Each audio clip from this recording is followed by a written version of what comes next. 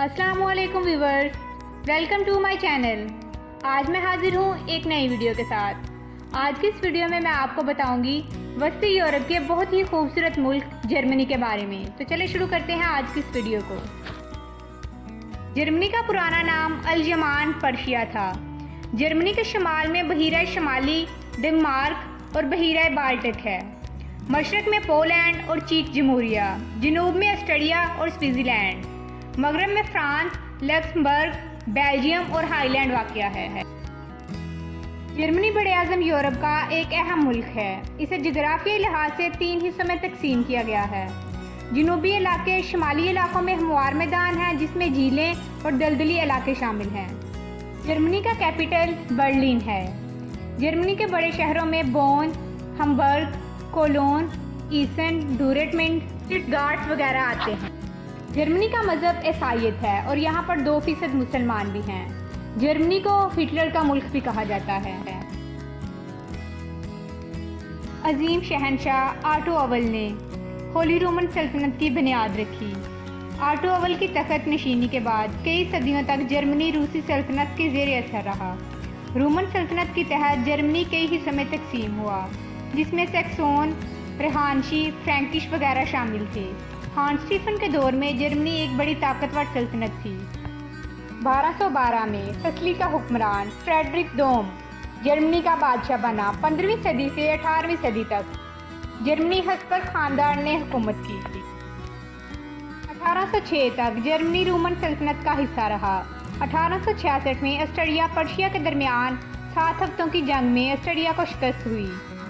1867 में पर्शिया के chancellor auto von Bismarck ने न्यू जर्मन कन्फेडरेशन की बुनियाद रखी। 1870 में शहजादा बिस्मार्क ने फ्रांस के शहनशाह नेपोलियन सोम के खिलाफ ऐलान जंग कर दिया। इस जंग में फ्रांस को बहुत जल्द शिकस्त हुई और बिस्मार्क ने तमाम इलाकों को मुत्तहदा कर जर्मनी सल्तनत की बुनियाद रखी। 24 फरवरी 1920 को हिटलर ने नेशनलिस्ट सोशलिस्ट जर्मन वर्कर्स के नाम से एक सियासी ग्रुप तश्कील दिया।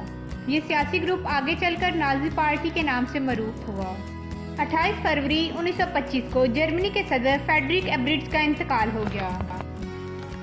तो जर्मनी की सदारत का अहदा पुर करने के लिए आम इंतखाबात हुए, जिसमें पहली जंग अजीम में जर्मन अफवाज की क़यादत करने वाले मशहूर Jarnail field marshal pol one Hindenburg सदर मुंतखब हुए। वो जर्मनी के बराह रास्त सदर मुंतखब होने वाली पहली शख्सियत थे। 10 अप्रैल 1932 में जर्मनी के 85 साला चांसलर पॉल वन हिंडनबर्ग ने आम इंतखाबात में हिटलर को शिकस्त दी और चांसलर बनने में कामयाबी हासिल की। 30 जनवरी 1933 को सदर हिंडनबर्ग ने हिटलर को जर्मनी का चांसलर बना दिया, क्योंकि ऐसा ना करने की सूरत में मुल्क में खाना जंगी का खतरा था। 2 अगस्त 1934 को सदर हिंडनबर्ग के इंतकाल से हिटलर की राह में हायल होने वाली रुकावटें दूर हो गई। इसने 19 अगस्त को एक रेफरेंडम के जरिए चांसलर के साथ साथ सदर का ओहदा भी संभाल लिया। साथ ही वो जर्मन अफवाज के सुप्रीम कमांडर भी बन गया। लीडर बनने के बाद हिटलर ने मगरब के खिलाफ जद्दोजहद का आगाज़ किया। इत्तेहादी ममालिक की तय करदा महदा वर्सेल्स ख़त्म कर दिया और जर्मनी को एक अजीम फौजी ताकत बनाया। जर्मनी की तारीख के बारे में तो बहुत सारी बातें जान ली हैं। अब हम जर्मनी के बारे में कुछ मज़ीद मालूमात जानते हैं। वफाकी जमहूरिया जर्मनी बड़े आज़म यूरोप का मुल्क है। जर्मनी के हमसाया ममालिक में हाईलैंड, बेल्जियम, फ्रांस और स्पेन शामिल है। जर्मनी का दारुल हुकूमत बर्लिन है, जबकि करेंसी जर्मन मार्क है। जर्मनी की शरह खवानदगी 100% है। मुल्की बरामदात में मशीनरी, मोटर गाड़ियाँ, आयरन और स्टील की मसनूआत हैं। ज़री मसनूआत और केमिकल्स शामिल हैं, जबकि बैरूनी ममालिक से खाम माल, खेलों का सामान, सलीन, हैंडीक्राफ्ट्स वगैरह की दरामद की जाती है। जर्मनी और पाकिस्तान के औकात में 4 घंटे का फ़र्क है। जर्मनी में सुबह 8 बजे हो तो पाकिस्तान में दिन के 12 बजे होते हैं। जर्मनी का वीज़ा हासिल करना काफ़ी मुश्किल है, क्योंकि जर्मन एम्बेसीज मुकम्मल तहकीकात के बाद वीज़ा जारी करती हैं। इस छानबीन में कई हफ्ते लग जाते हैं। जर्मनी का वीज़ा हासिल करने के लिए फॉर्म पुट कर देना पड़ता है, और अगर ये फॉर्म मुकम्मल ना हो तो मुकर्रर शराइत पूरी की जाती हैं, वरना वीज़ा नहीं मिलता। पाकिस्तान और दूसरी कौमों से ताल्लुक़ रखने वाले अफराद को जारी किया जाने वाला ये visa Austria, Belgium, France, Germany, यूनान, इटली, पुर्तगाल और स्पेन के लिए वैलिड होता है। जर्मनी में मुस्तकिल रहाइश के बावजूद शोहरत बहुत मुश्किल से मिलती है, बल्कि अभी तक जर्मनी की शोहरत गिनती के चंद तारकीन वतन को ही मिली है। जर्मनी में हालिया चंद बरसों के दौरान सन्नत व हराफत की तरक्की में सियासी पनाह के लिए आने वाले महाजरीन और पनाह गज़ीनों को इस्तेमाल किया गया है। जर्मनी अगर माहदे के तहत किसी गैर मुल्क से अफरादी कुव्वत हासिल करे तो उससे काफ़ी महंगा पड़ता था। जर्मनी अक़वाम मुत्तहिदा के मुताबिक सियासी पनाह गज़ीनों और महाजरीनों को मुकम्मल तहफ़्फ़ुज़ फराहम करता है और इसकी कानूनी या अखलाकी जिम्मेदारियाँ नहीं बल्कि पस पर्दा इसकी ज़ाती ज़रूरत भी है, क्योंकि इस तरीके से जर्मनी में आए हुए अफराद सनतों और कारोबारी अदारों में कम लागत पर ज़्यादा देर तक काम करते हैं।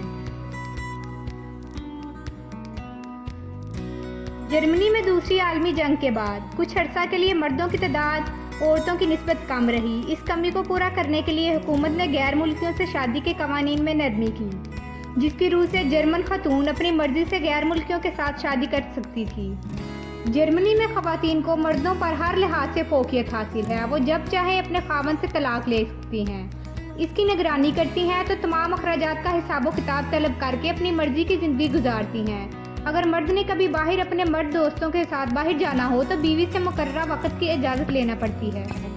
जर्मन औरत से किसी गैर मुल्की की शादी के बाद 1 साल बाद रहायशी वीज़ा जारी कर दिया जाता है। बाद अज़ां इसमें 2 और या फिर 3 साल की तोसीह कर दी जाती है। अगर गैर मुल्की खामन जर्मन बीवी का ख्याल रखे, लड़ाई झगड़े और किसी जुर्म में मुलविस ना रहा तो मुद्दत गुजरने के बाद 5 साल के लिए पासपोर्ट जारी कर दिया जाता है, जिससे वो जर्मनी में रहाइश इख्तियार कर सकता है, मगर जर्मनी का शहरी नहीं कहला सकता। जर्मनी में रहने वाले लोग नहायत ही खूबसूरत हैं।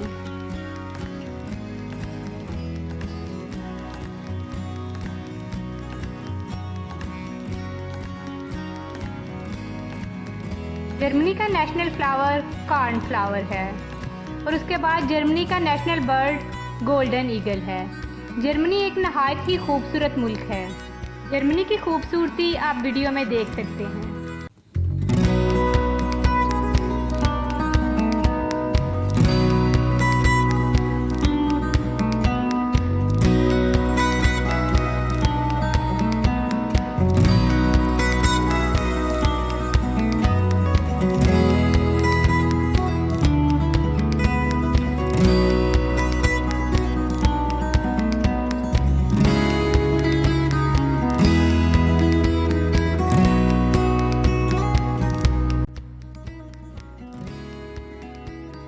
अगर आप लोगों को ये मेरी वीडियो अच्छी लगी तो इसको लाइक और मेरे चैनल को सब्सक्राइब ज़रूर कीजिएगा। Thanks for watching.